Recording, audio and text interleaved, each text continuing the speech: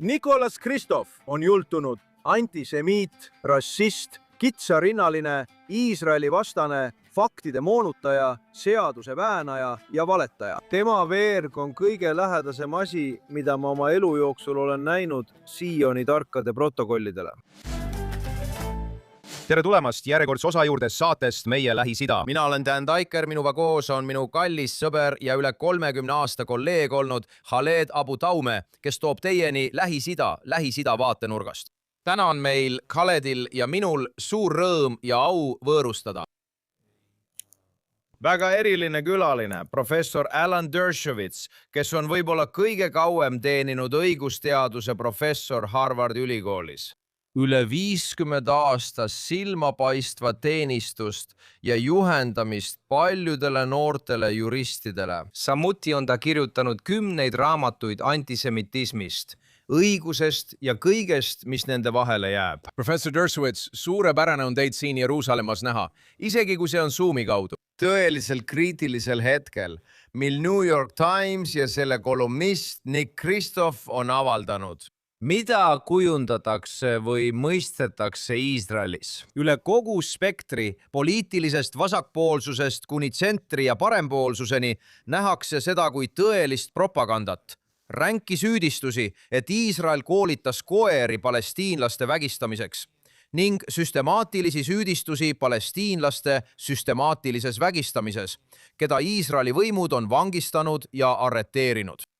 Soovisime teada saada teie arvamust kõige värskema uudise kohta, mis just hetk tagasi avaldati. Peaminister Benjamin Netanyahu ja välisminister Gideon Saar on andnud Iisraeli õiguskaitseorganitele korralduse esitada laimamise ja laimu süüdistused selle artikli autori ning väljaande New York Timesi vastu selle esiküljel möödunud esmaspäeval avaldatud artikli pärast. Kui mõistlik või võimalik oleks selline võimalik kohtuasja selles konkreetses olukorras? Alustame kõigepealt kolumnist endast. Nicolas Christoph on räige antisemiit, rassist, sallimatu, Iisraeli vastane tõe ja seaduse väänaja ning valetaja. Ja ta on selline olnud nii kaua, kui mina olen New York Timesi jälginud. Ta ei ole oma perekonnas ainus selline. Me ei hakka sellesse süvenema, aga tal on sellelaadseid probleeme, kuid ta on kohutav inimene. Ja tema kolumn on kõige lähedasem asi, mida ma oma elu jooksul olen näinud Sioni tarkade protokollidele. Protokollid, nagu see kolumn, väitsid enda olevat faktidel põhinevad. Need polnud arvamused. Inimesed, kes protokollid võltsisid, ütlesid, meil on faktid. Me teame, et juudi juhid kogunevad ja nad kontrollivad maailma. Nad kontrollivad majandust. Need polnud arvamused, need olid väidetavad faktid. Ja just seda tegi Christoph. Ta maskeeris väidetava reportaaži veeru, mis esitas fakte arvamuseks, et püüda seda õiguslike sammude eest kaitsta. Aga ta ei peta kedagi. Need ei ole arvamused. Ta ei öelnud, et tema arvates õpetab Iisrael koeri palestiinlasi vägistama. Ta ütles, et see on fakt. Ja ta väitis, et tsiteerib kedagi, kes oli sellise välja mõeldud julmuse ohver. Nii et nendes riikides, kus rahvad ja rühmad võivad esitada laimukaebusi, tundub mulle, et siin on väga-väga tugev juhtum. Mitte Ameerika Ühendriikides, Iisrael ei saa kohtuasja algatada.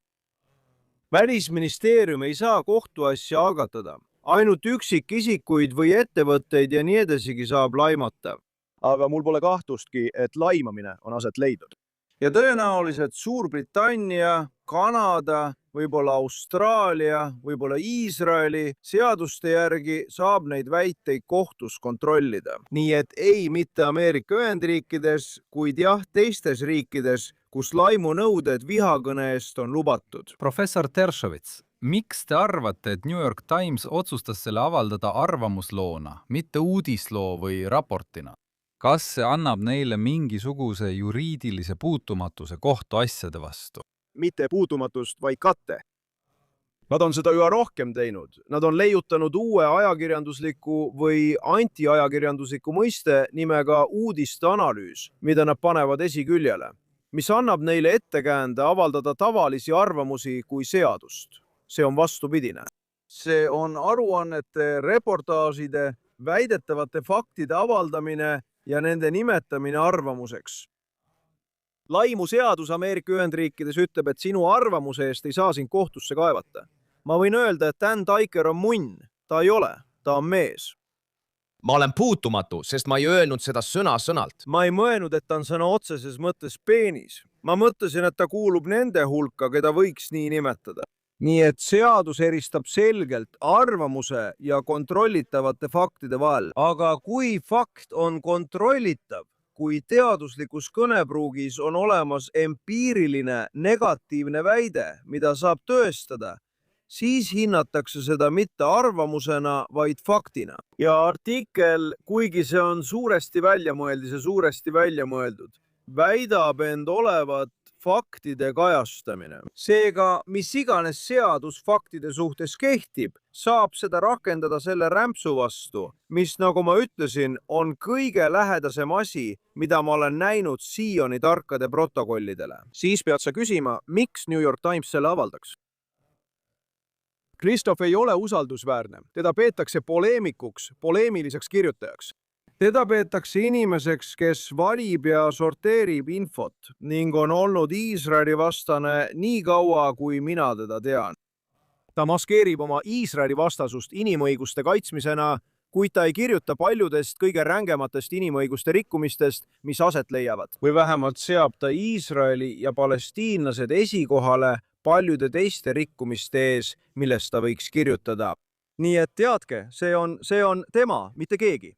Mitte keegi ei peaks tundma mingit kaastunnet New York Timesi vastu. Ja nad ajastasid selle meelega nii, et juhtida tähelepanu kõrvale väga usaldusväärselt raportilt, mis just avaldati. Räägitakse vägistamisest ja seksuaalsest väärkohtlemisest, mis toimusid 7. oktoobril ja pantvangi võtmise ajal. See oli New York Timesi teadlik plaan minna Iisraeli vastu. New York Timesil on pikk ajalugu antisemitismis. See ulatub tagasi holokausti kajastamata jätmiseni. Deborah Lipset kirjutas sellest terve raamatu pealkirjaga Beyond Belief, kuidas New York Times mattis holokausti lood maha. Nad propageerisid Stalinit ajal, kui Stalin tappis juute. Nad olid ägedalt Iisraeli vastased. Ja see on pikk ajalugu juutidele kuuluva ajalehega, juutlik ainult selles mõttes, et Sulzbergerid pärinevad juudi päritolust. Aga tead, see on täna kõige juudivaenulikum ajaleht Ameerika Ühendriikides ja üks juudivaenulikumaid maailmas. Nii et tead, paljud inimesed, keda ma tunnen, on tühistanud oma New York Timesi tellimuse. See ei aita. New York Times on kaotanud suure osa oma lugejatest ja palju oma veebilugejatest, kuid siiski on see Ameerika Ühendriikides väga mõjukas propagandaasutus. Tead, see on endiselt peamine ajaleht, kui rääkida Broadway etendustest ja kontsertidest. Kui saad New York Timesis halva arvustuse, siis tõenäoliselt läheb asi untsu. Kas sa siis tegelikult ütled, et juriidilisest vaatenurgast ei saa selle vastu midagi teha? Ei, Ameerika Ühendriikides ei saa selle vastu midagi teha. On ka teisi riike. Pea meeles, New York Times on rahvusvaheline ajaleht. Näiteks Londonis saaksid sa seda teha, sest Londonis on väga ranged laimuvastased seadused, nagu ma aru saan. Aga neil on ka laimuturismi vastased seadused. Nad ei luba sul, varem oli olemas laimuturism. See tähendab, et inimesed kaebasid Londonis tahtlikult kohtusse, isegi kui neil polnud Londoniga mingit seost. Nii et kohtud on seal sellepärast väga mures. Probleem Iisraeliga on muidugi see, et sa võid Iisraelis kohtusse kaevata ja isegi võita, aga sa saad peaaegu mitte midagi kätte. Nii et Iisraeli puhul on küsimus selles, et tuleb esitada hagi ja saada otsus. Nüüd, sellel ei ole sama usaldusväärsust nagu mõne teise riigi kohtuasjal ja nad ei saa palju raha kätte. Aga küsimus ei ole New York Timesilt raha kätte saamises. Küsimus on selle diskrediteerimises. See on sellele vastandumine ideede turul, kus see ise tegutseb, ja tõendite väljanõudmine. Ja istumine New York Timesi advokaatidega, samuti Christophi ja teistega. Ja nende vande all tunnistusi andma panemine ning küsitlemine selle kohta, kes on nende allikad. Ja me näeme, kas kohtud lubavad neil oma allikaid kaitsta, isegi kui vähemalt mõne allika usaldusväärsuses on tõsiseid kahtlusi. See on erakordne, professor Dershowitz. Mul on siin vasakus käes arvamusartikkel, mille pealkiri on The Silence that Meets the Rape of Palestinians. ja see on rohkem kui irooniline, et ametlik raport 10 000 allikat, 300 leheküljeline Iisraeli riigi raport pealkirjaga Silenced no more, sexual terror unveiled.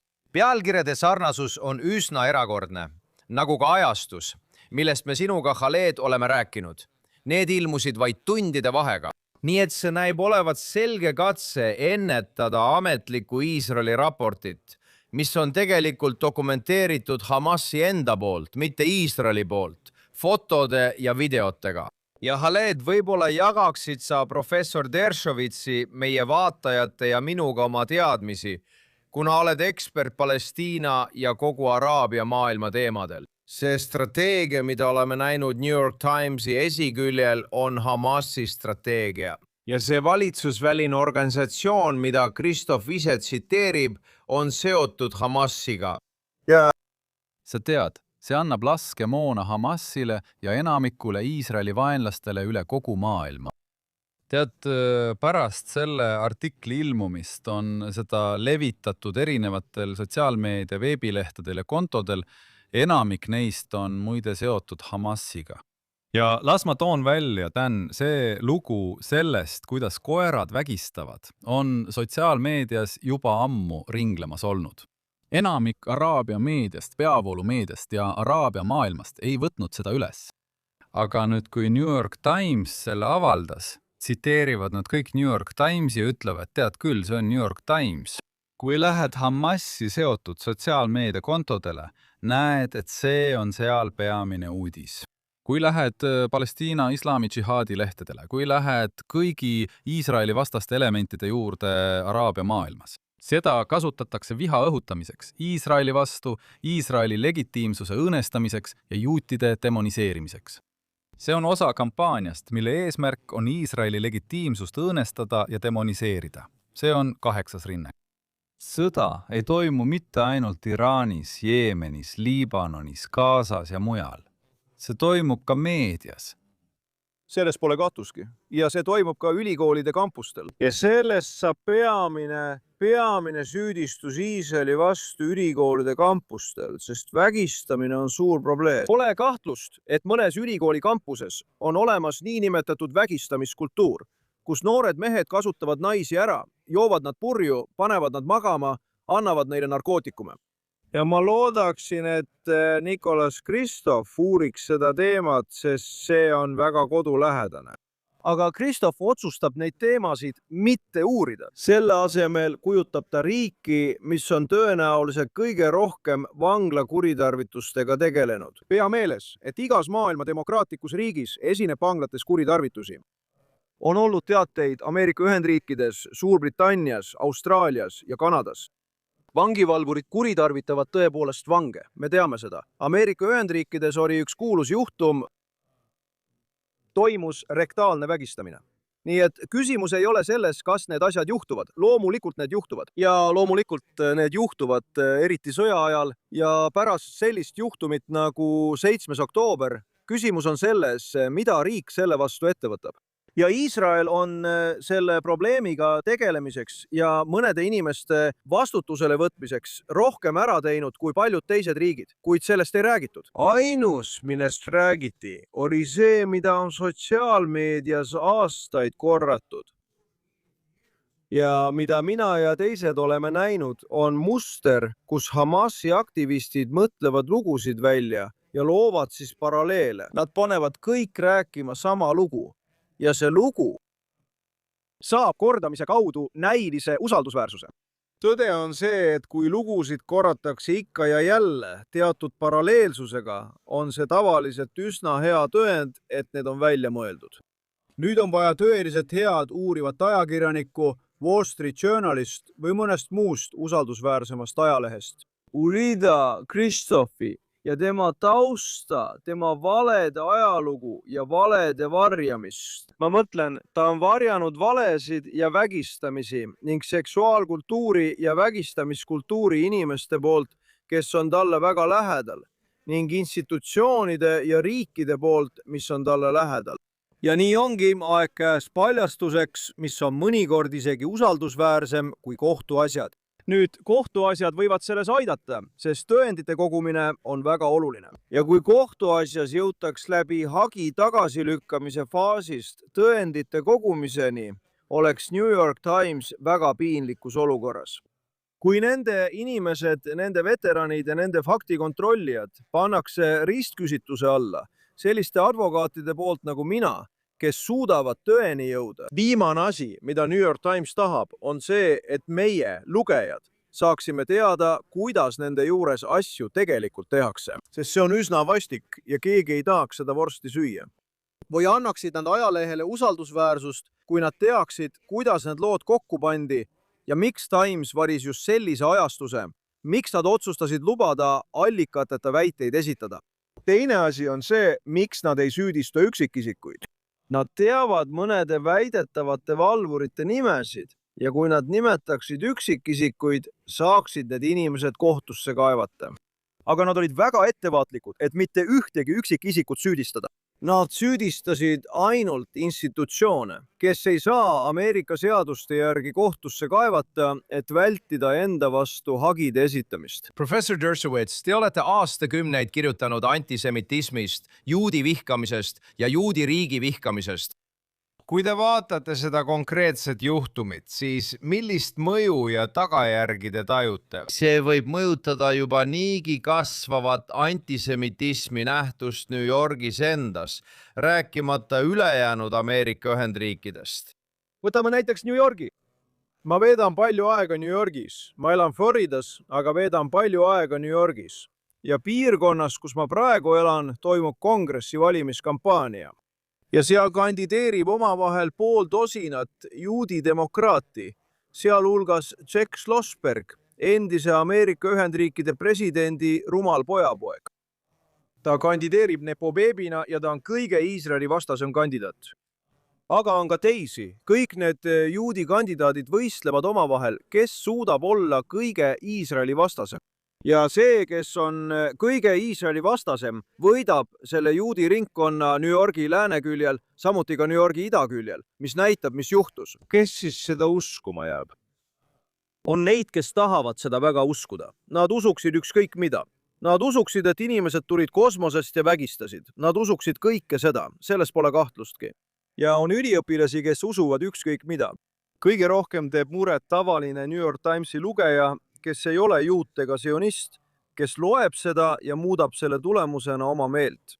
Ta ütleb, vau, ma ei teadnud seda varem. Ma arvasin, et Iisrael on väga tsiviliseeritud riik ja nüüd loen ma nendest anaalse vägistamise juhtumitest. Ma loen nendest koertest. Ma hakkan oma seisukohti Iisraeli suhtes muutma. See on see grupp, kelle pärast ma kõige rohkem muretsen. Ja see on grupp, kes usuks seda ainult sellepärast, et New York Times seda ütles. Vaata, mul on sõpru, juudi sõpru, teisi sõpru. Kui see on Timesis, siis nad usuvad seda. Ma räägin nendega ja nad viitavad New York Timesile, kui jutuks tulevad kõige absurdsemad asjad, mida sa kunagi kuulnud oled.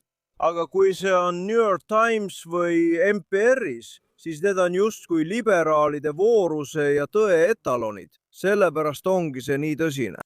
See on teatud mõttes hullem kui Sioni tarkade protokollid, sest Sioni tarkade protokollid paljastati lõpuks selgelt kui tsaari võltsing ja vandenõu. Ja tead, inimesed suutsid tõestada, kes selle võltsingu tegi ja kõik muu. Ja see on ajalukku läinud näiteks, tead, koos Dreyfusi juhtumiga. Kuidas saab inimesi petta ja üksikisikut süüdi lavastada? Sioni tarkade protokollidega lavastati terve ühiskond ja inimrühm süüdi. Aga New York Times ei ole sellele allutatud olnud. Ja sellepärast ongi oluline, et nüüd oleksid uurivad ajakirjanduslikud raportid Christophi kohta ja selle kohta, mida ta pole kajastanud, mida ta on varjanud ning miks ta just selle teema kirjutamiseks ja keskendumiseks varib. Ja see peabki olema järgmine samm ja ma loodan, et see suudetakse astuda. Ma oleksin hea meelega valmis aitama ja osalema igas sellises tegevuses. Sest minu jaoks, kui sõnavabaduse pooldaja jaoks, on halbadele sõnavõttudele alati vastuseks head sõnavõtud. Rohkem sõnavõtte, mitte tsensuur. Jah, küsimus Dan ja professor Dershowitz. New York Timesil on siin Iisraelis büroo ning siin on mitu reporterit ja ajakirjanikku. Miks nad ei olnud kaasatud? Ma mõtlen, nad on sellele loole lähedal, kui see lugu oli olemas. Miks nad ei läinud välja ja ei uurinud seda? Miks peab keegi Ameerika Ühendriikidest kohale lendama? et teha omaenda uurimistööd ja uurimistööd jutumärkides, Olgu, olgem ausad, ta ei teinud oma uurimistööd, nagu ta väidab. aga ta ei teinud oma uurimistööd. Loe artikkel hoolikalt läbi. Need olid inimesed, kes anti talle. Need olid inimesed, kes anti talle kandikul kätte. Need olid rühmad, kes on tuntud oma Iisraeli vastaste hoiakute poolest, kes läksid tema juurde ja õhutasid teda seda lugu kirjutama. Ma ei näinud eriti palju tõendeid iseseisva uurimistöö kohta, mis vastaksid ajakirjanduslikele kriteeriumidele. Teisest küljest see artikkel võidab ilmselt Pulitzeri preemia, sest Pulitzeri komitee on Iisraeli suhtes väga vaenulikuks muutunud. Andes Pulitzeri üllatuse viimati ajakirjanikule, kes väidetavalt dokumenteeris Iisraeli poolset väärkohtlemist Palestiina naiste ja laste suhtes ning muid Pulitzeri üllatusi. Pulitzeri preemia komitee on muutunud väga vasakpoolseks, väga Iisraeli vastaseks, nii et see nomineeritakse Pulitzeri üllatuseks. Ja see julgustab üha rohkem sellist võltsraporteerimist. Sellepärast tuleb see paljastada, kiiresti paljastada ja usaldusväärselt paljastada teiste ajakirjanike poolt, kes tõesti hoolivad ajakirjanduslikust aususest. Ma pean teile ütlema, teate, ma olen elanud pika elu. Ma olen 87 aastat vana, ma olen suhelnud paljude professionaalidega, psühhiaatrite, arstidega ja nii edasi. Kõige ebaeetilisem inimrühm, kellega ma oma elus olen töötanud, on olnud ajakirjanikud. Ajakirjanikud, kõige ebaeetilisemad, alustades The New Yorkerist, 60 Minutesist ja The New York Timesist. Kõige ebaeetilisem inimrühm, kellega ma olen kunagi kokku puutunud, on olnud ajakirjanikud. Ja põhjus, miks nad nii halvad on, seisab selles, et nad väidavad endal olevat ajakirjanduslikku ausust. Ja tegelik ausus on nii palju madalam kui tajutud ausus, et see lõhe on kõige suurem. Ja sellepärast usun ma, et ajakirjanikud tervikuna on kõige ebaeetilisem professionaalide grupp, kellega ma oma pika karjääri jooksul olen kokku puutunud.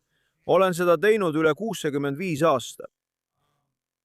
Ajakirjanikud on olnud kõige hullemad ja New York Times on olnud üks halvimaid, sest sellel on nii hea maine, aga tegelikkuses on asi väga halb. Teatan ja professor Dershowitz, ajakirjanikuna võin ma öelda, et olen viimase 4 aastakümne jooksul töötanud sadade rahvusvaheliste reporteritega. Olen aidanud siinset konflikti paljastada. Ja ma olen seda alati öelnud. Mis mind muretsema paneb, on see, et enamik neist ajakirjanikest, kes siia tulevad või siin tegutsevad, ärkavad hommikul üles ja otsivad igasugust lugu, mis heidab Iisraelile halba või negatiivset valgust. Sa üritad neile pakkuda lugu Hamasi, Süüria või Liibanoni poolsetest üleastumistest. Nad pööravad sellele selja. Nende jaoks on kõik seotud Iisraeli halvustamise ja Iisraeli halvas valguses näitamisega. Muide, see on alati nii olnud. See pole midagi uut. Vaata, 2 peamist toimetajat, teine neist on Tom Friedman, kes alustas oma karjääri tasakaaluka ajakirjanikuna Liibanonis ja on nüüd oma karjääri lõpetanud. Me kõik loodame, et see lõpeb varsti. Ta on oma karjääri lõpetanud ühe kõige halvema artikliga, mida ma kunagi näinud olen, kus ta ütleb, Ameerika juudina olen ma lõhestunud. Lõhestunud. Lõhestunud. Ma olen kahe vahel, kumb peaks võitma, ühelt poolt Iraan või teiselt poolt Iisrael ja Ameerika Ühendriigid. Ta ütleb, ma olen kahe vahel. Mulle ei meeldi Iraan, aga ma ei taha näha, et Netanyahu ja Trump mingilgi moel tugevneksid, nii et ta on lõhestunud. See on nüüd puhas arvamus, idiootlik arvamus, rumal arvamus. Aga siiski, see on arvamus, see on kaitstud.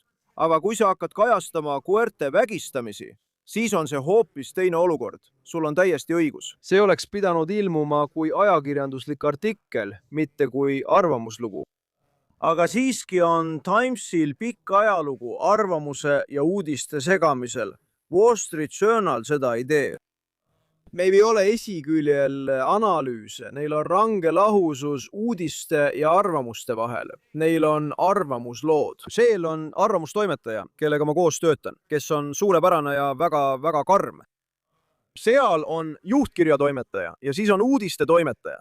Ja niil ei ole enamasti isegi lubatud omavahel rääkida ega koos töötada. Täielik eraldatus, aga mitte New York Timesis. New York Times ühendab arvamuse ja uudisreportaaži ja see tähendab, et uudisreportaaž on sageli, nagu ka selles juhtumis, täielikult arvamuse poolt moonutatud. Aga ma tahan veel kord rõhutada. See on Sioni tarkade protokollid. See on kõige lähedasem sellele, mida olen tänapäeva ajakirjanduses näinud, sest see väidab end tuginevad faktidele ja need faktid on valed. Ja on väga oluline nende faktide valesus paljastada. See ei tähenda, et Iisrael oleks täiuslik. See ei tähenda, et vanglates ei oleks väärkohtamist. On küll. Ja muiden, kui ma oleksin keegi, keda huvitab väärkohtamine Palestiina vanglates, oleksin ma Christophile väga vihane, sest tõelised väärkohtlemised kaotavad usaldusväärsuse. See on nagu naised, kes süüdistavad kedagi vägistamises, kuigi pole seda inimest kunagi kohanud ja tahavad lihtsalt raha saada. See teeb tõelistele vägistamisohvritele haiget. Ja selles olukorras saavad kannatada tõelised ohvrid, olgugi, et neid on vähe. Üksikute vangivalvurite väärkohtamise ohvrid. Ja me räägime 19, 20, 21 aastastest noortest. Mõned neist on juudid, mõned ei ole juudid, mõned kuuluvad teistesse rühmadesse. Kui keegi tegi midagi sellist, tuleb ta vastutusele võtta. Ja Iisrael saab inimeste vastutusele võtmisel päris hästi hakkama. Aga selline kajastamine osutub lõpuks nii ebausaldusväärseks, et see tõenäoliselt kahjustab neid väheseid tõelisi väärkohtlemise juhtumeid. Professor Dershowitz, kas on mingeid meetmeid, mida saaks võtta nende organisatsioonide vastu, kes selle taga on? Näiteks Euroopa niinimetatud uurimiskeskuste vastu, mis on Hamasiga seotud ja seisavad nende lugude taga. Näiteks Euromed. Ja, Euromed. Ma mõtlen, vaadake seda nime Euromed, mille peakontor on Genfis. See jätab mulje, et tegemist on millegi Euroopa omaga. Vaadake organisatsiooni Arstid ilma piirideta, mis on muutunud Hamasi kateorganisatsiooniks ja neid peetakse väga usaldusväärseks. Ma mõtlen, et just seda peakski hea ajakirjandus tegema. Just seda peaksid tegema Jeruusalemm Post ja teised ajalehed Iisraelis. Ja seda peaksid tegema ka teised ajalehed Ameerika Ühendriikides. Ja Kanadas ning Inglismaal tuleks samuti need petturlikud organisatsioonid paljastada sellistena, nagu nad on. Sageli lihtsalt Hamasi kateorganisatsioonidena. Või vähemalt minimaalsetki rakendavad topeltstandardite kasutajad Iisraeli suhtes hoopis teistsuguseid standardeid kui teiste riikide kajastamisel. Nii et taaskord, halbadele sõnavõttudele vastuseks on head sõnavõtud. Ja ma arvan, et meil on vaja rohkem aktiivset tõelist ajakirjandust, mis uuriks allikaid, uuriks Christophi, vaataks, mida ta on varjanud. Ja mul on infot, mida ma hea meelega jagaksin nende inimestega, kes teevad seda ajakirjandust lugude kohta, mida Christoph oleks võinud kajastada, aga ei kajastanud. Ja see on sama oluline kui lood, mida ta kajastab, eriti kuna ta kajastab neid nii ebatäpselt. Aga ma loodaksin, et New York Times, kes on saanud nii palju kaebusi, teeks oma sisemise uurimise ja uuriks, miks see nii on. A. Selle ajastus. B. Miks, nagu te ütlete, inimesed nagu Kirchner, kes teevad Iisraelis reportaaže, ei ole selle loo osa. Ta oli osa loost, mis ei saanud nii palju tähelepanu, osa sellest päris uurimisest, mis tehti. Ta kirjutas selle loo New York Timesile, aga nii palju kui mina tean, ei olnud tal selle looga eriti pistmist. Ja selles mõttes on teil täiesti õigus. Seda oleksid pidanud tegema ajakirjanikud, kooditatud ajakirjanikud. Christoph ei ole ajakirjanik. Ta on arvamusanalüütik, kuid kirjutab nii, nagu oleks ta ajakirjanik. See on veel üks pettuse vorm. Ja päeva lõpuks mäletavad inimesed kahte asja. Pealkirja ja New York Timesi. See on kõik. New York Times annab sellele vale usaldusväärsuse. Ja seepärast peab New York Times järgima oma enda ajakirjandusstandardeid, paremaid standardeid. Aga vaata, olgem ausad, New York Times on oma usaldusväärsuse kaotanud. Kas tal üldse kunagi oli usaldusväärsust? Tead, see võitis Pulitzeri preemia selle eest, kuidas Stalinit 1930-ndatel kiideti. Ja hiljem selgus, et see, kes seda kajastas, oli Stalini palgal. New York Times, see oli New York Times. Oleme näinud ka teisi selliseid lugusid. Nii et New York Timesil on tõsine usaldusväärsuse probleem. Aga see on üks halvimaid lugusid, mida New York Times on kunagi avaldanud. Ja täpselt nii, nagu sa alguses ütlesid, sest see väidab end olevat reportaaž, edastades, mida inimesed on öelnud, raporteerides seda. Ja siis asetab selle arvamuse konteksti, et kaitsta seda tavapäraste reeglite eest, millele ajakirjanikud alluvad, kui nad tsiteerivad ilma allikat nimetamata.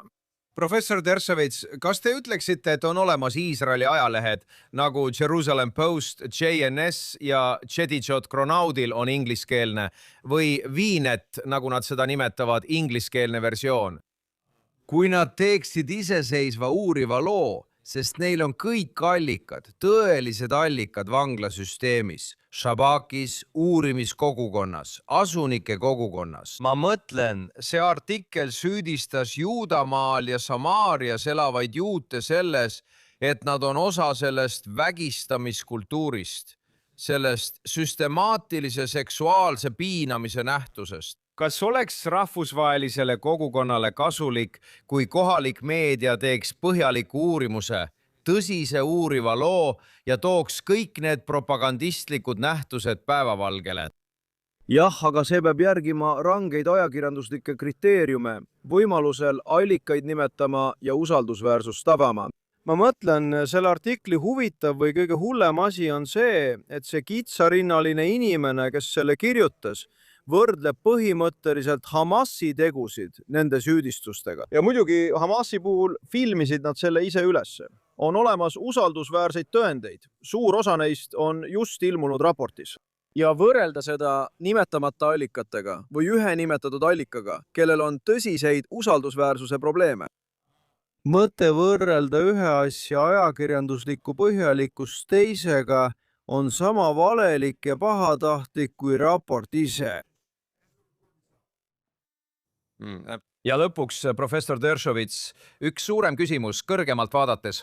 Iisrael on olnud ülemaailmse rünnaku all, eriti dramaatiliselt alates 7. oktoobri sissetungist, massimõrvadest, vägistamistest, piinamistest ja iisraelaste ning ameeriklaste röövimisest. Võin lisada, et 2023 aasta 7. oktoobril olid ohvrite seas ka 15 muu riigi kodanikud.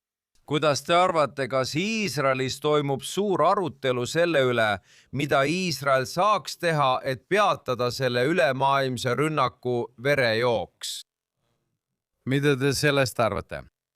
Kõigepealt meenutagem, et Hamasi kõige edukam rünnak Iisraeli vastu toimus 7. oktoobril, sest olukord, dünaamika ja retoorika olid muutunud ning maailm premeerib vägistamist, maailm premeerib mõrvamist, maailm kajastab veresauna. Ülikoolid, professorid premeerivad seda ja nad saadavad sõnumi, tehke seda uuesti, tehke seda uuesti. Kui tahad arvamust muuta, vägista, tapa, pea maha, kuritarvita lapsi. Ja siis, tead, võib-olla maailm pöörab sulle natuke tähelepanu.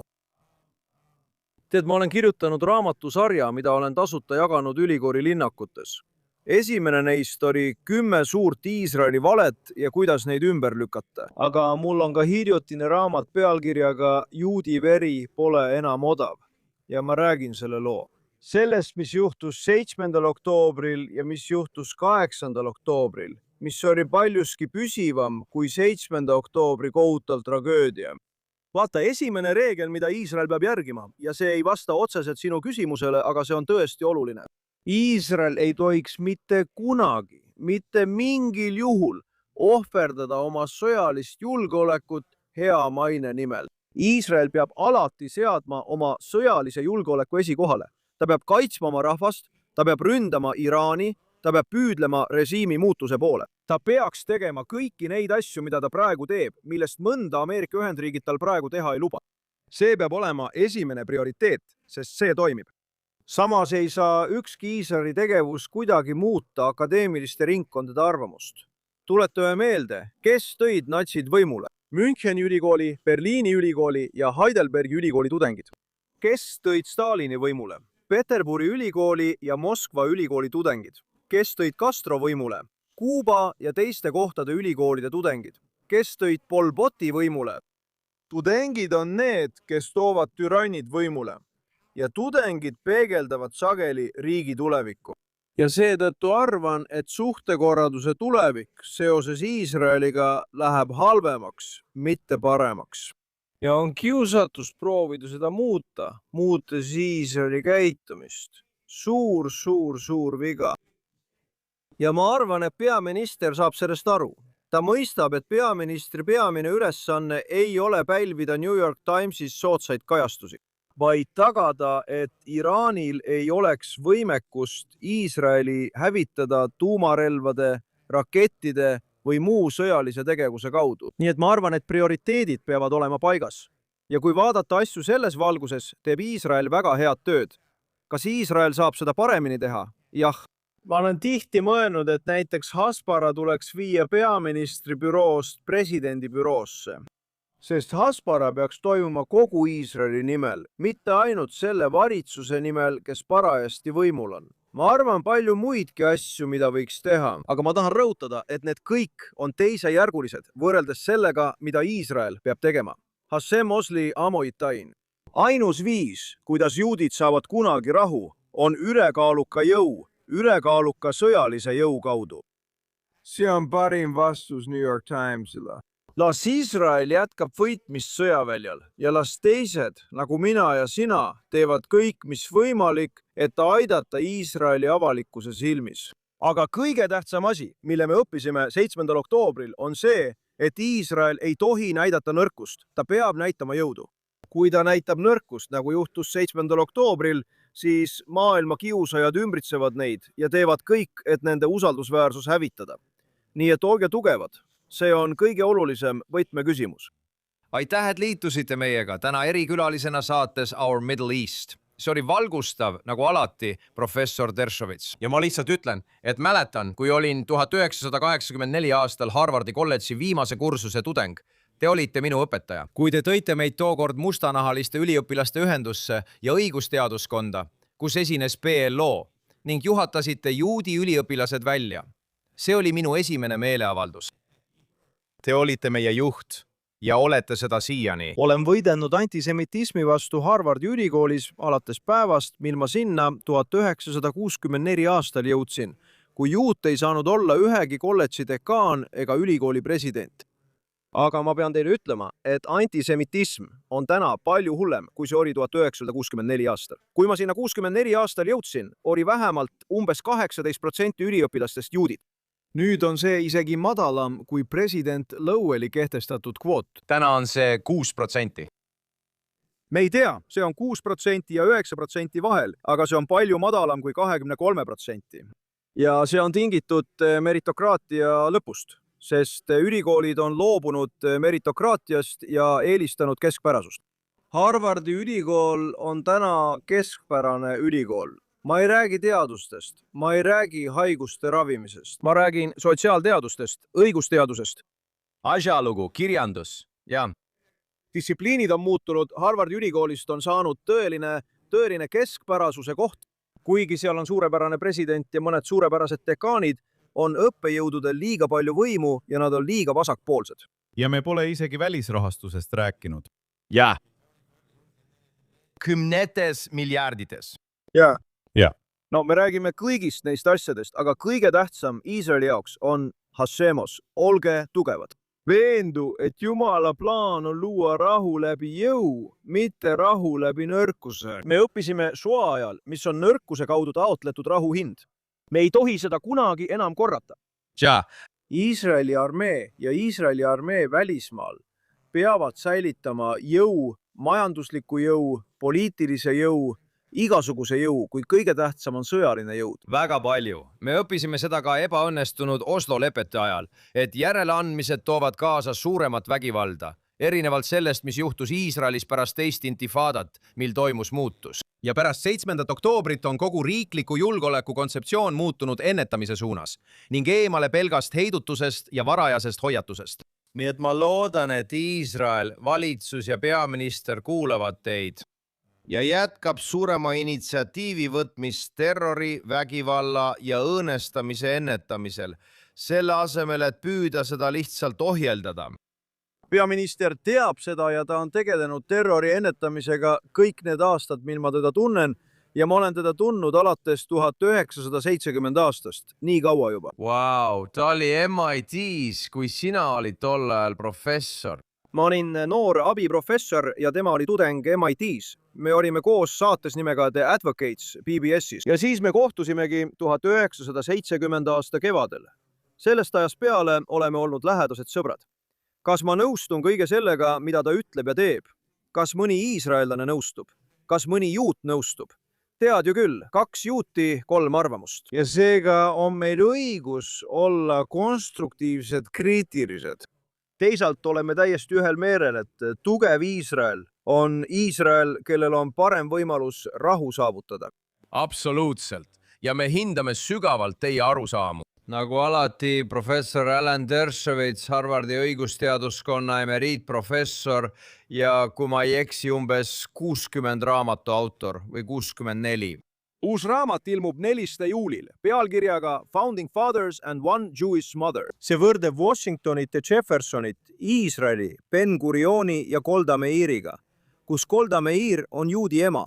Nagu sa tead, peaminister Ben Gurion pöördus oma valitsuse algusaegadel kabineti poole, vaatas ainsat naist kabinetis, Golda Meiri, ja ütles, selles kabinetis on ainult üks inimene, kellel on munad, viidates tema munadele, mis tähendab mune. Nii et siin on topelttähendus. Aga Ben Gurioni ja Golda Meiri arusaam, et rahu saavutatakse jõu kaudu, on olnud Iisraeli edu keskmes juba peaaegu 80 aastat. Loodame, et see jääbki nii. Khaled Abu Taume ja professor Alan Dershowitz. Khaled Abu Taume, milline erakordne võimalus. Oleme saanud kuulda ühelt tõeliselt suurelt Ameerika õigusteaduse, laimamise ja antisemitismi asjatundjalt, eriti siin saates Our Middle East. Me tõesti püüame tuua läänele paremat arusaamist Lähis-Idast, sellisena, nagu see ise end näeb. Ja professor Dershowitz on teatud mõttes tõesti sama palju Lähis-Ida inimene, olles siin nii palju aastaid olnud, mitte ainult läänes. Nii et me jätkame kultuuride ühendamist. Ma elan Manhattani keskel ja ma ei ela Upper West Side'il. Ma ei ela ka Upper East Side'il. Ma elan Lähis-Idas. Ma elan East Side'i keskel. Õige. Noh, ma loodan, et kohtud minuga ja annad mulle oma raamatu, kui ma järgmise 2 nädala jooksul Ameerika Ühendriikidesse New Yorki tulen. Fantastiline. Mis sa arvad, Hanna? Üks asi, mida ma olen Oslo lepingutest saadik öelnud, on see, et Iisraeli järeleandmisi, kompromisse ja žeste tõlgendatakse kahjuks nõrkuse märkidena. See toob kaasa rohkem vägivalda. Seda nähakse nõrkuse märgina, mitte märgina, et sa tahad rahu. Sa tood PLO läänekaldale ja Gazasse. Seda nähakse PLO võiduna ja Iisraeli nõrkuse märgina. Ja see pole muutunud. See on tsükkel, milles me osaleme. Me oleme selle tunnistajaks. Ja lood, nagu see, mis just ilmus ajalehes New York Times, teenivad tegelikult Palestiina poole rahule vastaste ja äärmuslaste huve. See õõnestab mõõdukaid Araabia maailmas, kes kaitsevad rahu Iisraeliga, kes püüavad rahu Iisraeliga edendada. Sest seda lugu kasutatakse õigustusena, miks Iisrael tuleks hävitada. Ja see on väga, väga tõsine. Ja ma näen, kuidas Araabia meedia sellest teatab. Ja nad kõik ütlevad, nad kõik rõhutavad, see on New York Times, see ei pärine Araabia institutsioonist. See ei pärine Araabia maailma meediakanalist. Seepärast ongi nimi New York Times, nende jaoks väga oluline see kontekst, aga see on pikaajaline kahju. See on tohutu plahvatus, nagu ma seda nimetan. See on maavärin. See on tuumaplahvatus. See on tohutu plahvatus. See põhjustab Lähis-Idas suuri kahjusid. See julgustab või annab jõudu Araabia maailma radikaalidele, džihadistlikele rühmitustele ja kõigile neile, kes ei soovi rahu. On väga raske näha, kuidas Saudi Araabia näiteks suudaks normaliseerida suhteid, kui selline lugu levib sotsiaalmeedias ja Araabia maailmas. Lõppkokkuvõttes, nagu ma ütlesin, inimesed mäletavad 2 asja. Pealkirja ja New York Times. Jah, nii et me peame ise agressiivselt oma brändi looma ja nähtavust suurendama. Sina ja mina oleme sellest aastaid rääkinud. Olenemata sellest, kas see konkreetne juhtum on õiguslikult menetletav, nagu professor Dershowitz märkis, ei ole see meie arusaamist mööda Ameerika Ühendriikides õiguslikult menetletav. Siiski võib hagi esitamise ettekääne kindlasti saada Ameerika Ühendriikides avaliku arvamuse arsenalis üheks relvaks. Ja nagu professor Dershowitz ütles, viige see avaliku arvamuse kohtusse, diskrediteerige selle tagaolijat, diskrediteerige kajastust. võitlus käib avaliku arvamuse pärast ja just seal peakski olema fookus. Just seal peakski olema fookus ja seal peaks olema ka Iisraeli fookus. Isegi kui sõjalise lahinguvälja võitmine, nagu professor Dershowitz ütles, on esikohal. Absoluutselt. Rahu läbi jõu. ja ma loodan, et meie programm on üles ehitatud jõule. Absoluutselt. Lähis-Idas. Muide, me mõistame, mis keelt Lähis-Idas räägitakse. ma hindan seda väga. Aitäh! Suur tänu, härra Dershowitz.